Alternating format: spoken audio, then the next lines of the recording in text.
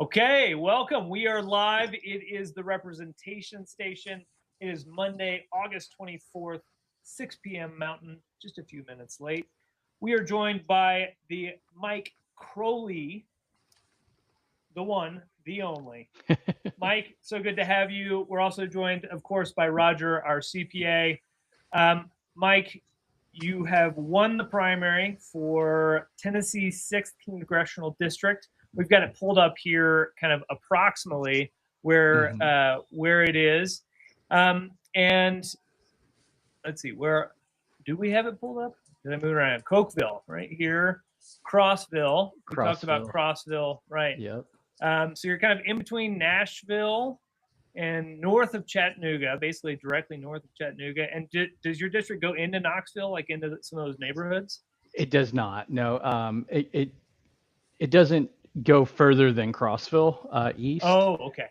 Yeah, Okay. and then it kind of goes northeast up towards let's see, Scott County, which Okay. yeah, it's on the Kentucky border, so it's almost a rectangle. Okay. A rectangle. Yeah. Wow. So it's gerrymandered, but it's compact, I guess. It is. Well, it's 17 counties.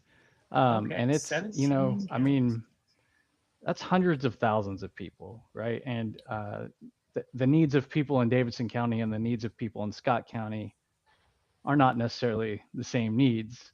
So, it's to say the least. Yeah. How many people do you represent total? That's a great question. So I think it's, I'm thinking it's around 500,000. I know that there's around 300,000 that are registered to vote. So I'm thinking it's somewhere around there. And it's interesting the size of the district. So the average is almost 800,000, around 760. But the voting percentage is one of the things we talk about. One of the reasons we should uncap the House is to increase voter participation. But that 300,000 number. So theoretically you need 150,000 votes to win. Sure, that's right. Okay. And you describe yourself as a non-career politician focused on transparency and working people. So what persuaded you that Congress is the place where you can make that difference? Yeah, that's a great question. I had a lot of people when I first came out and said I was running for the U.S. House. They're like, "Oh, and like the Tennessee House?" And I'm like, "No, the one in Washington D.C., like the main one." I was a presidential management fellow or a PMF. It's a fairly obscure fellowship that sure, okay, good, yeah. If you're familiar with it, it's kind of a big deal, or it was. Trump ended it last February because of course he did. But my platform is affordability, accountability, and accessibility. I was a federal employee, and when my job was up for Doge, I called my congressman, my representative to Washington D.C., and never got a call back. Never spoke with him. Like literally, I never heard anything from him until after I was already doged and out of the federal government. He sent me an email that was fairly boilerplate, but it said there's a blurb about how much his administration had done for veterans, and I am a veteran. I was like, well, you haven't done anything for me, so I knew I could do a better job than what we had. So that's I'm a public servant, and this is a public service position. Yeah, well, we think that, yeah. We say it. Yeah. So I mean, what's the landscape of the battle that you have ahead of you look like? Oh, uphill. Yeah, significantly. But the best kind. Yeah.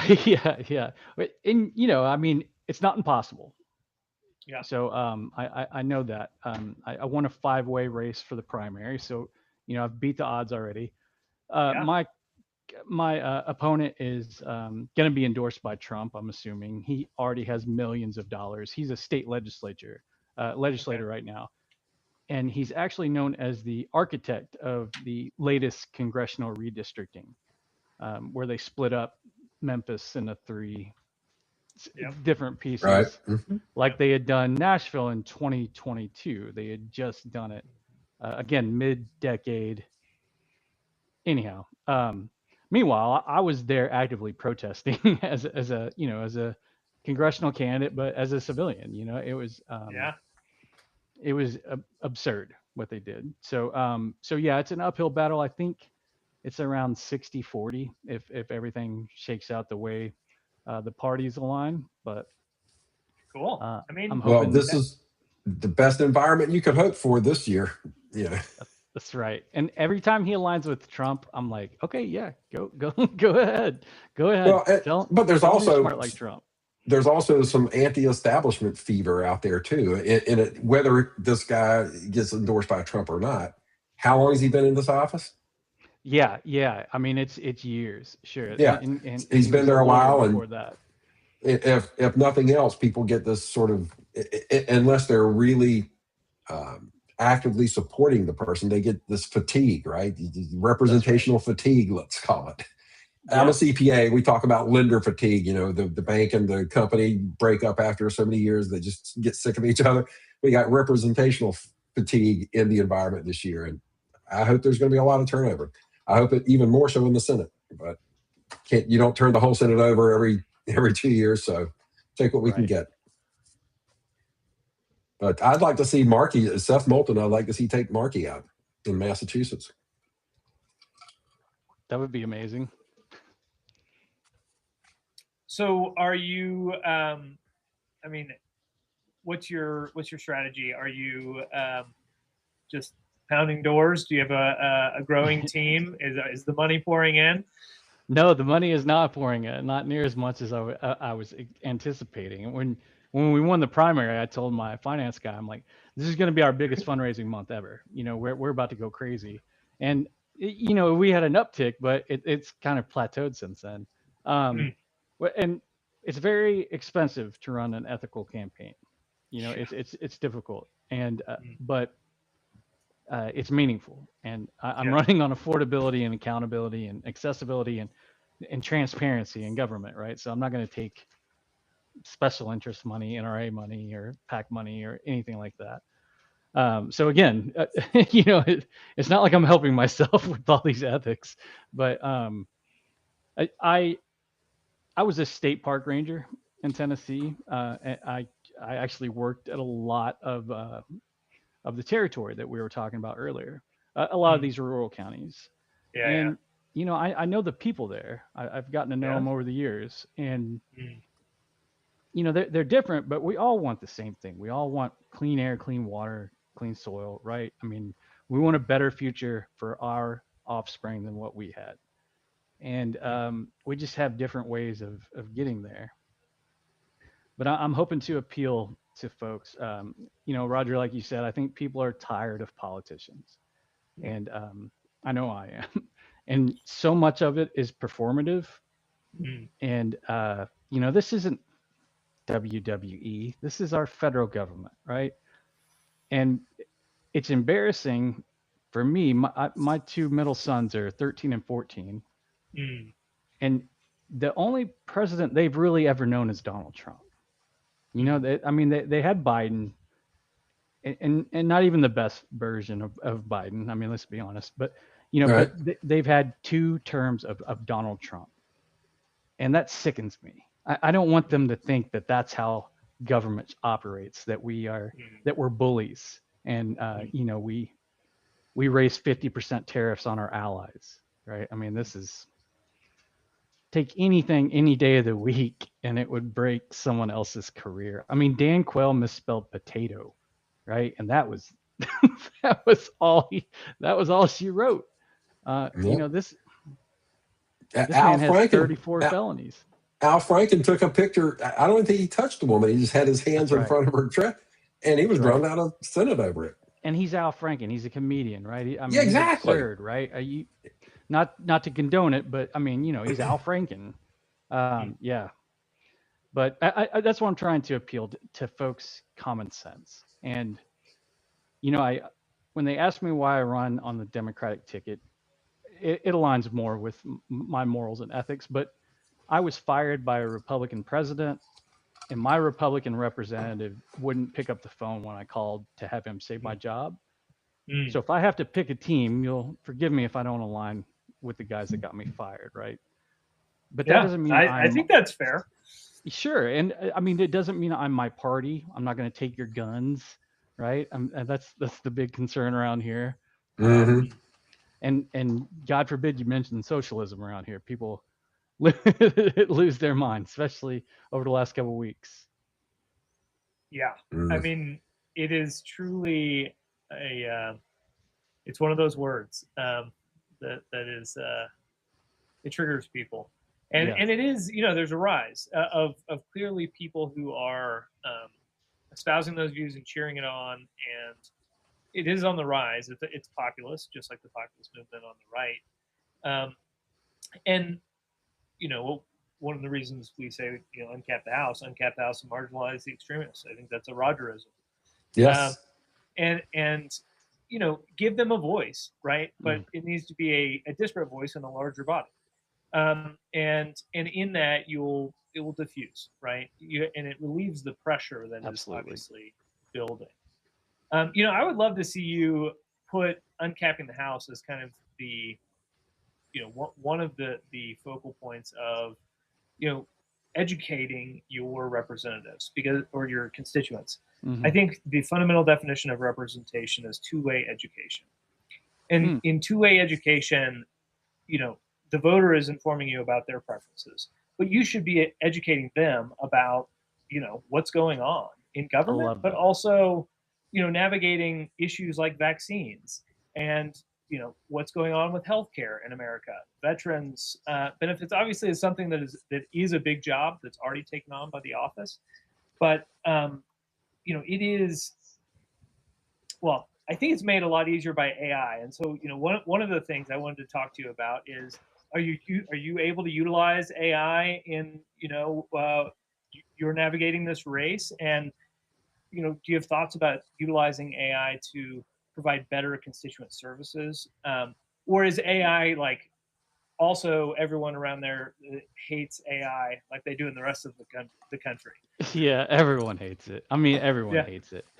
And, and like, full disclosure, I have used AI in the past, right? I mean, I think everyone has. I think it's sort of like, I love to draw, right? And if I were to draw something and someone else said that they created it, I'd be like, no, you didn't. I did, right? Or if I traced it, right? And I'd be like, I traced this, right?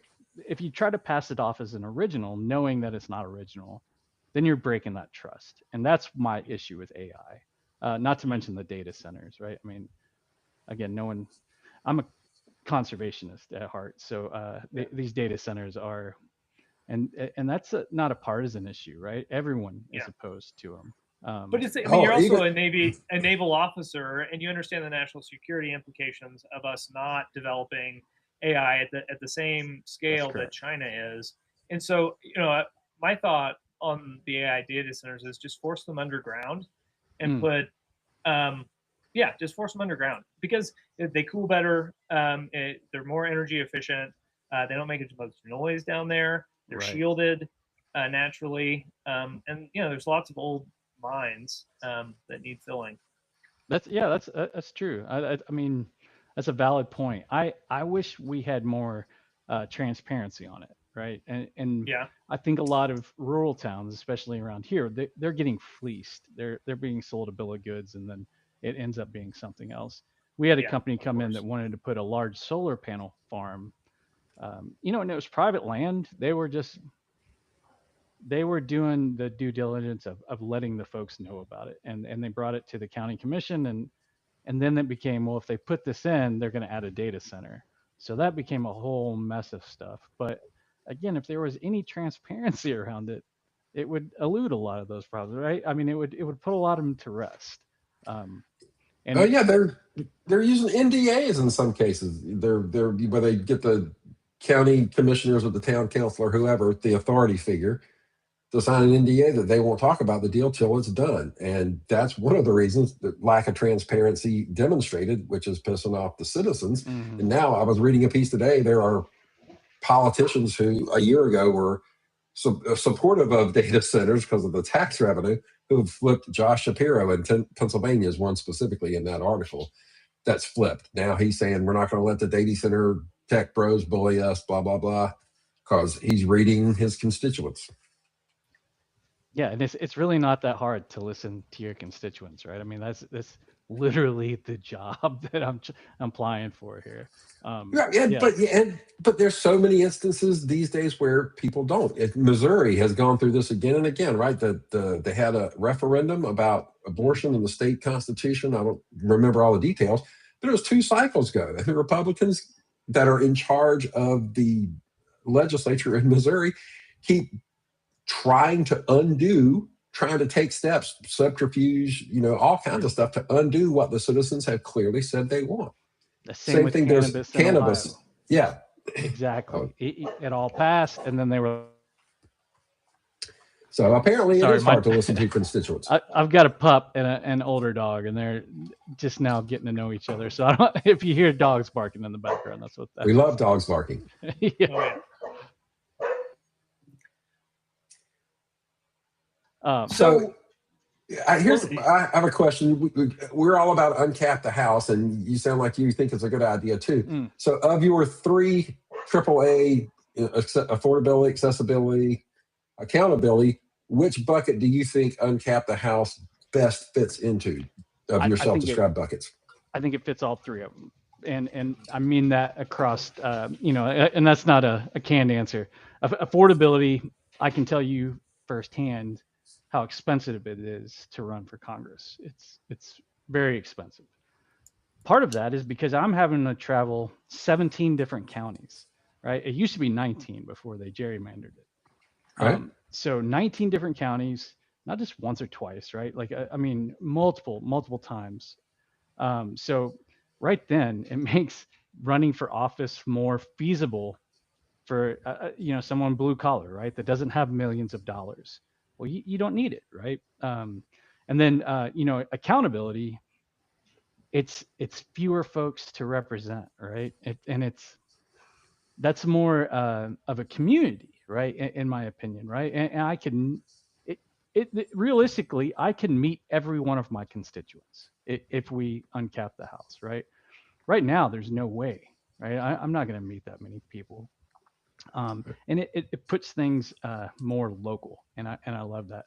And accessibility. My big thing, and one of my campaign promises is to hold monthly town halls, to be accessible to my constituents, right? Right. And it would be so much easier. The fewer people you have to represent, the more accessible you are, easily. So I truly do think it captures all 3. And it just makes sense. I was never aware of it until Mr. Beat, right? And I saw someone forwarded it to me, and I was like, "What is uncap the house?" And my first question was, "Well, where are they gonna sit?" Right? And then like, how many are we talking about? Just doubling it? And I was like, okay, well, maybe 4th. I'm an engineer by trade. I was like, well, okay, 435. That must be some sort of magic ratio. And I was like, wait, if you double it, like, doesn't mean anything. Exactly. Like, it's just completely arbitrary, random number. And when I where realized the chair that, was, I was like, it's where the chair was when the music stopped. That right? Exactly. 435. Yeah, done. Such an odd, arbitrary thing. Even if it were 1 in 200,000. Still a lot of folks to take care of, right? It's more manageable, but it's still almost absurd to think that one person could represent the collective voice of 200,000 people. But when you get up to 250,000, then we're just playing games. I mean, it's that's ridiculous. Walter, you're an advocate of the congressional district as a stadium size, right? That was one of your ideas. Yeah, the average football stadium can fit, 40, 50,000 people, and some people on the field, obviously, for that. But, because of voter participation, really, you only need half of that for now. Sure. And we can build on, right? Right. Yeah. Well, and this is, one of the reasons I support uncapping the house, I think it would be a great infrastructure project that is actually driven by the people. Mm. And it could be also driven by accountability on, the dollar spent locally, obviously. But building kind of all of these new House seat district facilities. offices. Yeah. And again, I think you have the opportunity. I would be in favor of, and then this is why this is like my pitch to the AI overlords who might be watching, is underground data center with your congressional office. And an underground interstate tunnel system that mirrors our underground or our above ground interstate system. And it'll be long and slow, but it'll provide a lot of jobs, and we'll learn a lot along the way. And why not? Why not? Yeah, I love it. We're in East Tennessee. We really tout the WPA. And oh yes, like the CCC, right? And that was federally subsidized socialism. But yes, right? exactly. And I mean, I live in the neighborhood of the homesteads. It's these houses that are built with crab orchard stone. They built them, I think, around World War II. I could be wrong about that, but anyhow, they're all built by the community, right? There's cabins on the state park that's a mile from my house that are Civil Conservation Corps cabins that are still standing. So when we need to overhaul the country, right, get the economy back on track, we have the ability to do that. We're a ballroom is potentially being built right now, right? And that's a vanity project, right? We can connect it. We can connect it to the uncapped, Right. Like to your point, though, if we were building like a house for the new representatives or offices for the new representatives, that puts people in work. I mean, that's exciting. That's exciting. Yeah, it is. I mean, and it's good for everyone, right? It's good for the industrial base. It's good for new tech. It's good for good government, right? Like actually overseeing what's happening and being able to, really, I think it's a second layer of the internet, essentially, that is more owned by the people instead of just the executive branch, that is in competition with the executive branch, if that makes sense. And there is, this whole debate about, the models that are being used in the AI space is, it's important. And it's important, I think, that part of the taxpayer spend is on AI models for congressional representatives, providing them to their constituents to like conversate better, right? But for free. And I realize that that's going to cost energy, but we've solved that problem for a lot of years, and we can continue to solve it. And like, let's not stop at this moment. We just can't. Right. No, and I mean, you're right too. It's a national security issue. I hate that it is, but it is. I would like us to use AI to cure cancer, right? Like I would like it to analyze our highway system and recommend more efficient systems, right? Like, I mean, we have this power and we use it to make pictures of ourselves, right? Like it's ridiculous what we use it for. I read a quip somebody had written, and it said, I don't want artificial intelligence to create art and movies and writing. I want it to do my dishes and my laundry so I can create the art and the movies. Exactly. Well, and that was I've had a lot of clients come to me better prepared, more organized, and ready to file pleadings. Fair point. In the judicial system in a way that it's remarkable. Is it just what I would say? Interesting. Yeah, no, that's a valid point, man. I hadn't considered it from that angle, but and that's helping everything, right? That's making things more effective, more efficient, right? More professional. It helps people create more professional looking documents, sounding documents. If you know what you're doing, if you know what you're looking for, and people are wising up, I guess is my market observation.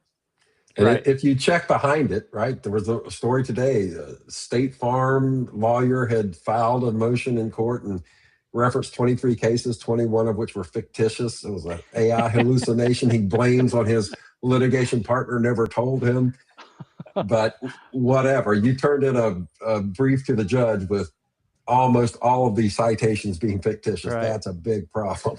At the very least, verify all of it, right? I mean, yes. You know? I mean, the case, even if just the case existed, right? These cases just flat didn't exist. You couldn't find them in the record anywhere. Oh my gosh.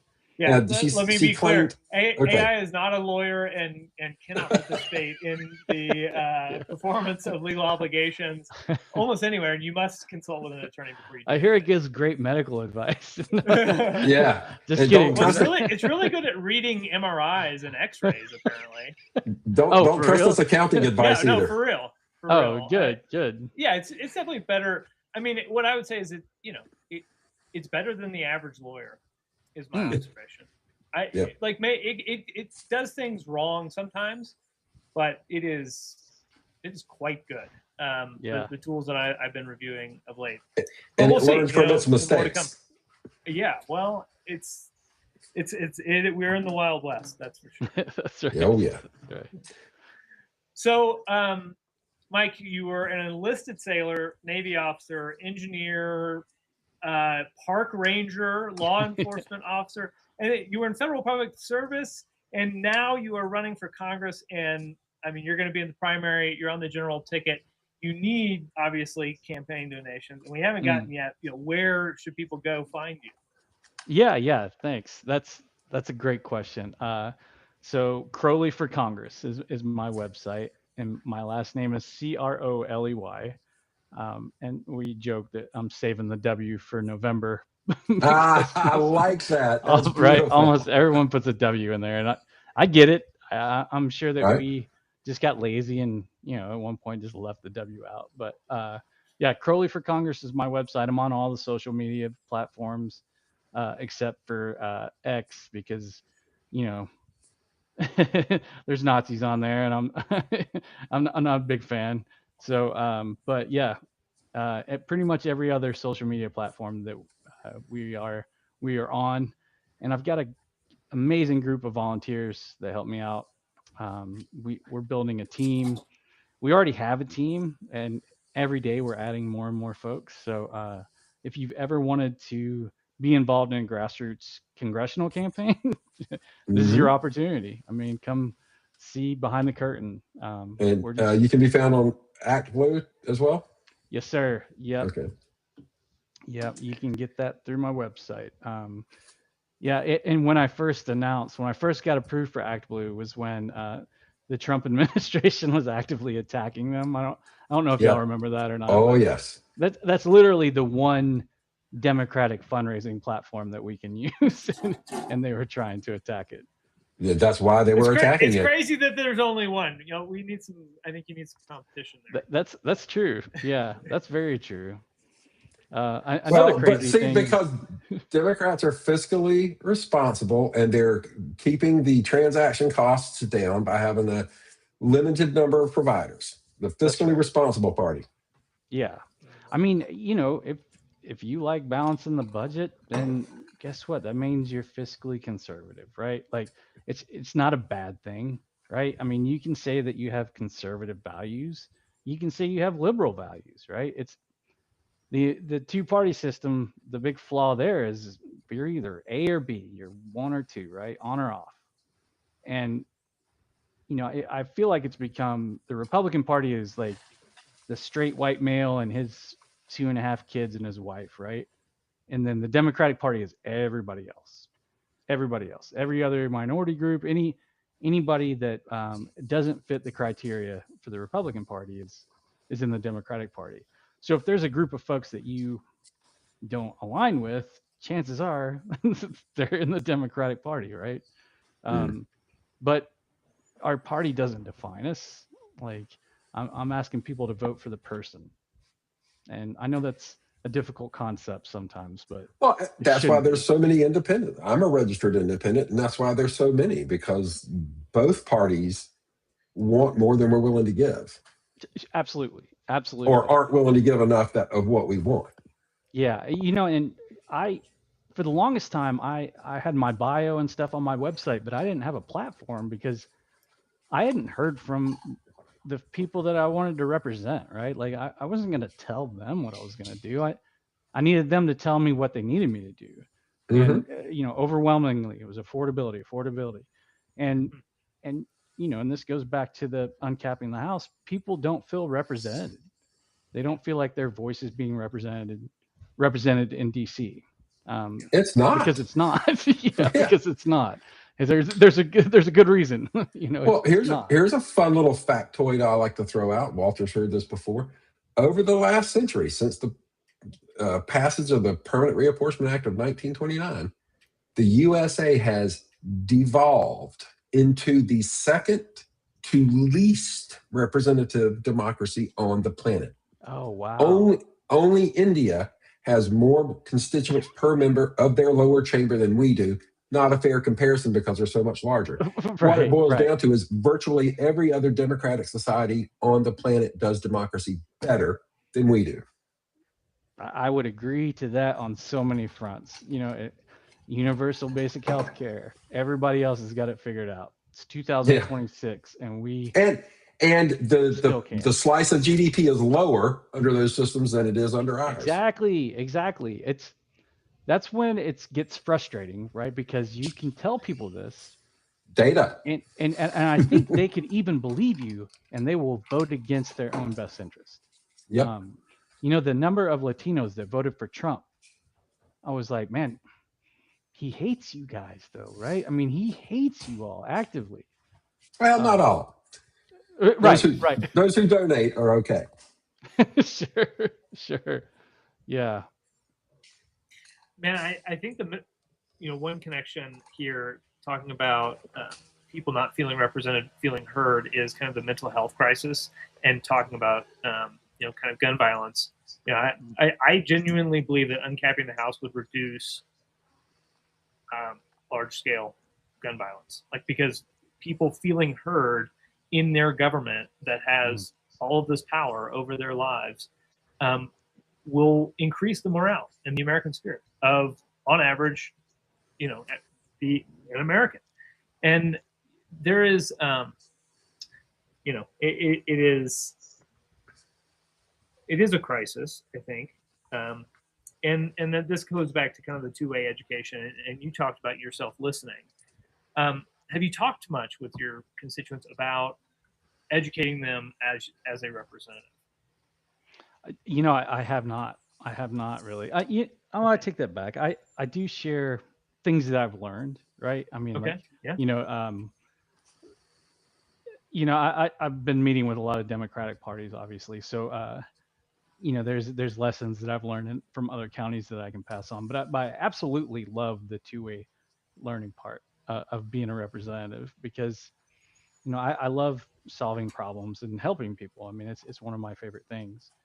And that's what this job is, right? And you touched on something very important to me, is like mental health care and our lack of mental health care. So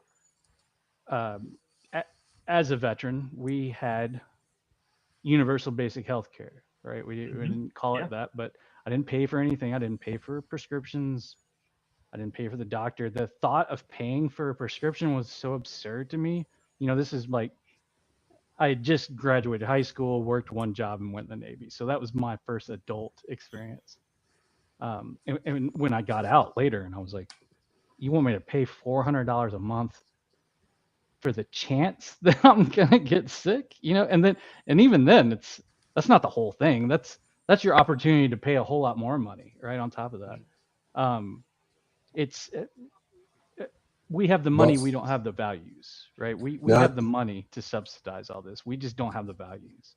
And now you've revealed your real motivation for running for Congress. You want to get in Congress so you can get that sweet health care plan like you had when you were in the military. Right. That's your real motivation. Yeah. No, I was so angry when I was a Fed and they were talking about shutting the government down. And I was like, oh, well, so I might get furloughed. And they're like, yeah, they're all still getting paid. I'm like, oh, of course they are. Of course they are. They couldn't go to their office. They couldn't They literally could not go to their office. It's the law, right? It's in the Constitution that they I believe have to get paid, something like that. Our hands are tied. There's nothing we can do. I'm really sorry, but Right? Yeah, I'd give it back if I could, but it's a shame. Yeah, and this, I think it pays $174,000 a year as a incoming congressman, which will be the most I've made per year in my life, which will be awesome. But if I wasn't a millionaire coming in, I sure as hell shouldn't be a millionaire coming out, right? So another big thing for me on the accountability front is banning members of Congress from trading individual stocks. I mean, the fact that that's not even already law seems a little bit absurd to me, but and that's a both sides thing. I feel like Nancy Pelosi has gotten ridiculously rich from insider information, and any number of Republicans have done the same. I mean, our president can turn the stock market on and off with one of his Truth Social posts, essentially. So be very convenient if you were in the know before he did that, right? So, well, it only costs you $100,000 a month to be in the know before he does that, right? That's right. That's right. Yeah, that's scary, but that's true. And those are the ones we know about. Right? Exactly. Those are the ones that he's upfront about. Like Qatar gave him a jet, and somehow everyone was fine with that, right? Like no, everyone's not fine with it. I mean, like, if somebody gave me a jet, I would at least arbitrage it. Right. Yeah, it's like I'm gonna donate it to the Ronald McDonald House, right? Like what? Yeah, exactly. I mean, Jesus, like he has so many opportunities to do the right thing, and at this point, it's shame on us, right? Right. Exactly. What future president would ever fly in a Qatari jet reviewed by Trump's security? Right. Yeah. It's fine. It's fine. It's fine. Just trust us. It's good. Just trust it. Yeah. So here's my burning question for you. It has to do with uncapping the House. So if you have read or go on to read much about this, you'll find that there's competing ideas for how large this expansion should be. I personally say it must never be a number written into law again. It must be an algorithm tied to the population. But there's a variety of plans out there that, just for sake of argument, from as low as 587 under the Wyoming rule to over 6,000 under the Article the First. So somewhere in that very large range lies like the sweet spot, right? Do you have any thoughts about what the sweet spot should be? That's a great question, and I feel like this is a perfect AI question, but we're not going to go there. I agree. It should not be a concrete number. This needs to be dynamic. The Wyoming rule, I can see how that would work. I'm assuming as the population goes up, the representation would kind of dilute out a little bit. But I like the cube root method. I like that. It's not a fixed number. The cube root shows up a lot, naturally. So I feel like even then, I mean, quite honestly, it's not enough. I mean, if I had a magic wand and I could represent 500 people, I mean, I would feel comfortable representing 500 people's interest in Washington, D.C. But, realistically, 200,000, to 500,000 is the bare minimum. That's the bar. Like if we can't get less than 500,000, 1 in 500,000, then we're doing something wrong. Yeah, I've always been a fan of the cube root rule as well. That would give us 693, 694. My own state of North Carolina would go from 14 to 22, I think. But one of the things about the cube root rule that drew me and why I still sort of low-key support it is because we have so many examples among our peer nations. The mature democracies of the world have all kind of gravitated towards that function independently, organically over time. So I think about this in terms of our ability to sell it right? Because we're going to have to overcome some objections, and this is one of the things that could be used to overcome objections. We've got these examples to choose from other mature democracies that are more or less like us. But listening to Walter, I've become more fearful of AI and deep fakes and that sort of thing. And I think we need drastically smaller congressional districts so we have that more intimate relationship with the person. Therefore, you're less likely to fall for the deep fake that will surely cross your screen. Sure. So and that's my thing. And in that same vein, it will diminish Fox News's influence, right? And I mean, I'm assuming this is nationwide, but especially here in Tennessee, you walk into any barbershop, any pro shop, they have Fox News on the TV. Even at the VA, it's got Fox News on TV and Fox Entertainment News, right? I mean, they even came out and said no reasonable person would assume this is accurate and factual information. Yep. But yet they continue to spew all this hatred. And the anecdote I always talk about is my parents divorced when I was 7, and I've never heard them agree on anything. But when I talk to them separately, I hear the same talking points from Fox News. And I'm like, you know what? You and Dad are making the same argument, right? Because you're being told this. And in the latest, like I said, is socialism and communism. We're going back to McCarthyism somehow. I mean, yes, it's like just take one history class, man. Come on, like we've seen this movie before. It doesn't have a happy ending. Exactly. Yeah, and my hope, and I realize how absurd this is saying that, is that Trump just continues to enrich himself and leaves us alone, right? Like doesn't dismantle anything else. Like just let his malignant narcissism run the rest of his administration, and let him be a multi-billionaire when he gets out of here, and then okay, we'll fix our country, right? But if he has that much money, he will still try to involve himself. He will do dirty tricks and deeds. He will do whatever he can to stay relevant, to stay the big dog, to stay tough bullshit artist Trump. Laura Trump is, going to run for something, right? Yeah. It's like we're not rid of this, and that's why I think uncapping the House is so important. It's because, let's take the issue of climate change. How do we go about educating the populace on to trust information around climate change? My suggestion would be uncapping the House is essentially the only way to accomplish that task. So if you care about climate change, if that is your number one priority, actually your number one priority should be uncapping the U.S. House of Representatives. And then your representatives, this uncapped body, has the opportunity to engage in a meaningful and trustful way, especially, I think, if we get, as Roger said, closer to that maybe 50,000 number, and educate, go over it with them. Just show them.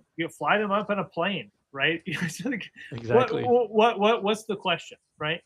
But I actually have a climate change related question because I saw you worked at NOAA and you're an engineer and you've been in the Navy. So how much influence does the sun have on our terrestrial weather? Does the sun? Yes. Yeah, significant. It's you know what else is weird is how much dust plays a role in our whole global weather system. It's amazing. Wow. The dust is going across the Atlantic and Pacific Ocean, and it's what keeps us all going. But I'm sure you all remember Sharpie Gate, right? When oh yeah, right. So Trump really hated NOAA or the National Weather Service, anyhow. But randomly, I don't know why you're using the past tense. right. But exactly. That's why I'm no longer there. He didn't know where to find us, is what I think, because NOAA is hidden under the Department of Commerce, right? And it doesn't make any sense really, but nonetheless, we're under the Department of Commerce. Well, the planes are owned by private enterprises, or that's right. That's right. Right, I think. Right. But it's the second time, his second administration, he came in, he knew exactly what he was doing. I was in DC while Musk and the Doge teenagers were breaking into all of our federal buildings. And, just I took a 3-week course on cybersecurity. I had to use a CAC to sign in, the little card with the chip to sign into anything. If I lost it or it was stolen, I had to report it. Like, it could potentially be like a federal crime if you manipulate this card, right? But we just let the richest man in the world come through and just go through everybody's personal data, and nobody had a problem with that, right? Like, I mean, I know we all had a problem with it, but who there was is no here Congress to them? stop it. Right, exactly. There's no Congress there to stop them. And the judiciary is kind of powerless, right? I mean, when you think about the branches of power, right, Congress was supposed to be the most powerful, inherent contempt powers. They had a jail down there to begin with. They, it's still there. Yeah, right. It is. Not in use, however. Should be. And the executive has grown just to this, it's a Leviathan. I think that's an accurate description of the executive branch. And the judiciary was always meant to be, a check between these kind of competing Leviathans, right? The idea was that really the Congress was meant to be the Leviathan, and the executive branch was meant to, execute for the Leviathan. Right. And the judiciary was supposed to check it. And so we've lopsided that really the other direction, I think, to what our founders intended. And it's evident, right? I mean, and Trump, I think, is just a symptom of this, right? He's not necessarily the root cause. The lack of professionalism is also kind of a symptom of this. But it's been building, right? There's a resentment that was, I think, triggered in haste with COVID, right? And kind of thinking about like distrust, for me, it's still just, I mean, we have lost half of the country, or 40% of the country, maybe 33%, like forever. 30 to 35, unless we have some sort of, education campaign to get them back. Like, otherwise we're like in two separate realities, and the truth is somewhere like in the middle, right? And there are certain things obviously that we need to be, probably need to be carefully disclosed to the American public. What better vehicle than an uncapped house for vetting people? So I don't think we can get them back. I think we have to focus on the next generation. I mean, another clip I read somewhere was, remember when we thought the answer to the antidote to stupidity was have more information? Well, now we have the internet, and we know that more information is not going to cure stupidity. Well, it's attention. Yeah. You have to draw somebody's attention, and important people are capable of doing that. I mean, congressmen are capable of drawing rooms and educating people. They could use the opportunity every time they address a crowd to educate people, but in general they don't. They're trying to pander to them, or have some sort of branding exercise. And Trump kind of broke that wall, I think, in some ways, and he stopped pandering to them, and just started using epithets and like whatever he wanted to say, right? And that was that in some way he wasn't educating them, but he was like, yeah, actually it's something else, and I know what it is, and I got your back. But that was a lie. Right. And he didn't actually educate anyone. Like, nobody is like more informed in a lot of, I mean, maybe there are some things, but in general, right, the country is not better equipped to outlast China, right? So, and I think that in my mind, that's the project is, build institutions that will allow America to live with and in harmony with China, right? In competition, right? In a friendly competition. We inhabit the same planet, so we don't want to nuclear annihilate each other. Right. So we want to do this in competition with vastly different cultures, right? And America is a mixing culture, and China is less of that, although they experiment in certain places.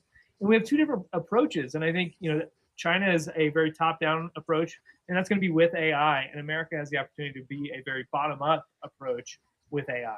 And I think that it would be useful for the world probably to compete on those approaches. And I hope that game theory and MAD apply well to to these tools. And there are elements of this that are very difficult, right? And the whole bio stuff, the bio weapon stuff is super, super tricky.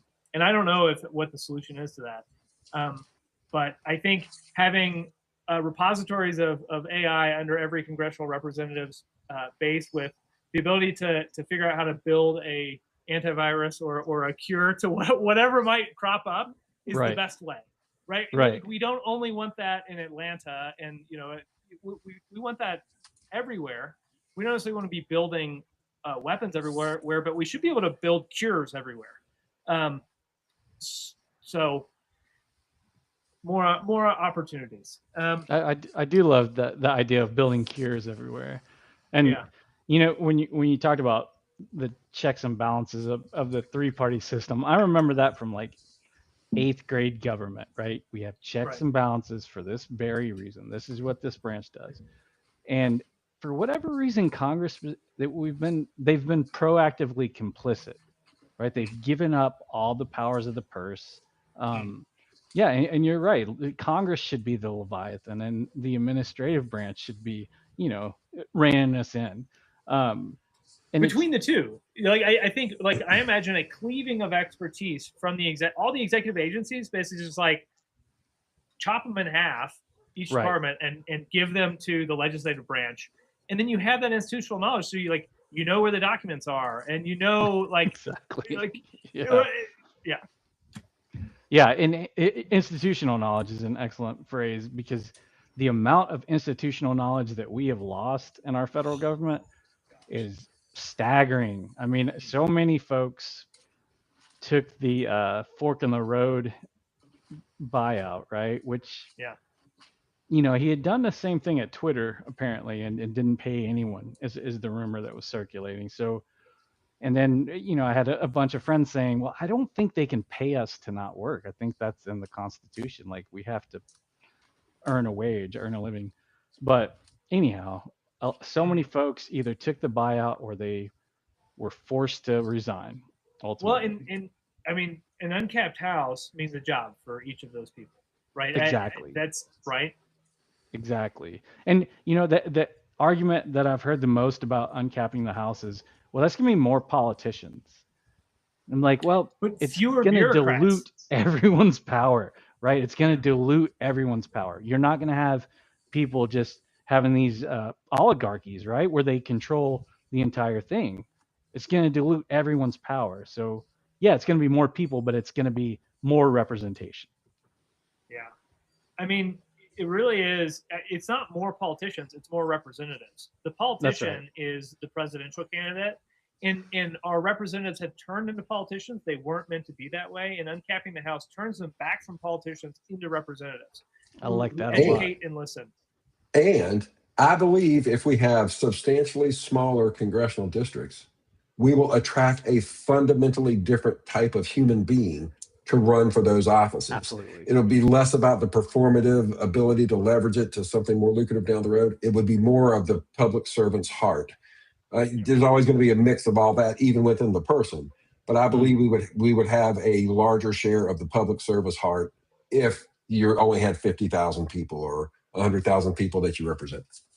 It's still a tremendous honor. I mean, I think being a mayor of any city or town in America is still an honor, because it's an expression of the people, right? And in some ways, it's a more of a reflection of the person.